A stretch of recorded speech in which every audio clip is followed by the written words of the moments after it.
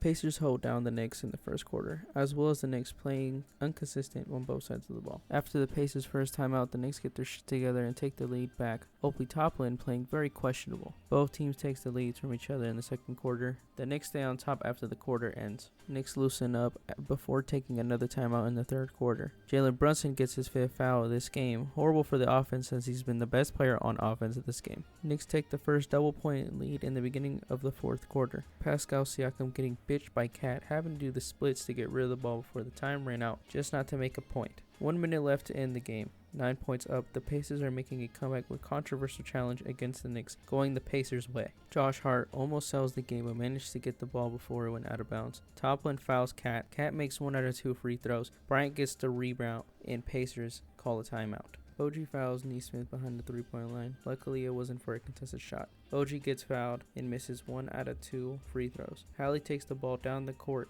and makes a clutch buzzer beater long 2 to make the game go into overtime. Knicks lose by 3 in overtime in an embarrassing loss after dominating in the fourth quarter. What a meltdown. Neesmith went 8 out of 9 shots on the 3-point line. Ray Allen's type of performance that game.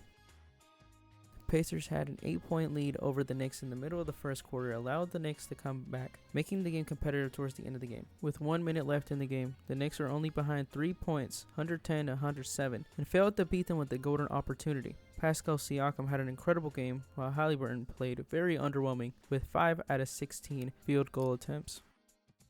The game stayed competitive until the second quarter when the Pacers were giving belt to ass to the Knicks. At one point, the score was at 35-55. Until the fourth quarter, when the Knicks realized they couldn't go 3-0 in this series, they completed a comeback like they were the Pacers. Cat played like dog shit for 3 out of the fourth quarters of the game, but in the fourth quarter, then he decided to turn into prime Tim Duncan. The refs make a bad call on Pascal Siakam when there was no contact on the foul on Miles McBride. This time the Knicks didn't manage to fuck up with 1 minute left, and they managed to win the game.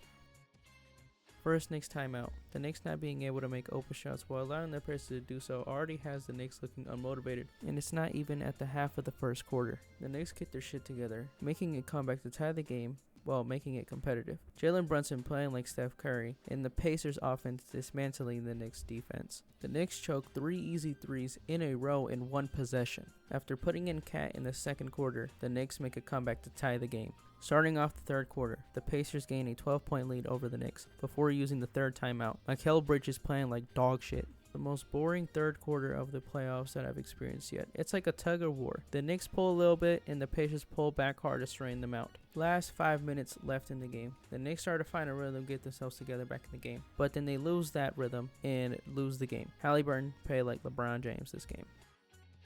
Knicks take the lead while Jalen and Cat play great while Hallie struggles to get a footing in the beginning of this game. Shamet made himself play the role-playing position at the max as the Knicks take a 14-point lead towards the end of the second quarter over the Pacers. Mitchell Robinson on his Ben Wallace performance in the third quarter. The Knicks gave the Pacers belt to fucking ass this game. The only player that played good in the Pacers was Benedict Mathurin. Had an amazing game despite the Pacers playing like ass.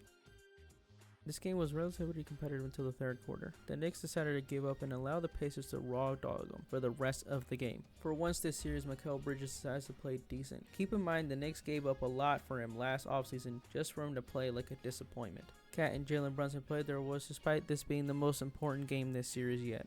All 5 starters on the Pacers got double digits, including 2 players off their bench got double digits. That's in total of 7 players this game had double digits. Insane. I feel like both teams were pretty equal when it comes to team structure. The only thing is that the Knicks couldn't manage to play as a team for majority of the series, even though I think that in Game 5, they shown their full potential that they could shut down this Pacers team and make an ultimate comeback. But clearly that was only a one-time thing, as in Game 3, they managed to not fuck up for once and win the game. The Knicks bench played really underwhelming. To make it far in the playoffs, you gotta have a good roster. And if that bench is ass, you ain't gonna make it far. And that's the problem with the Knicks, especially since their head coach is very known to overplay his starters. And the bench players don't even play that consistent at all throughout the whole series. The only time they actually showed up and played good was in Game 5. On to the finals.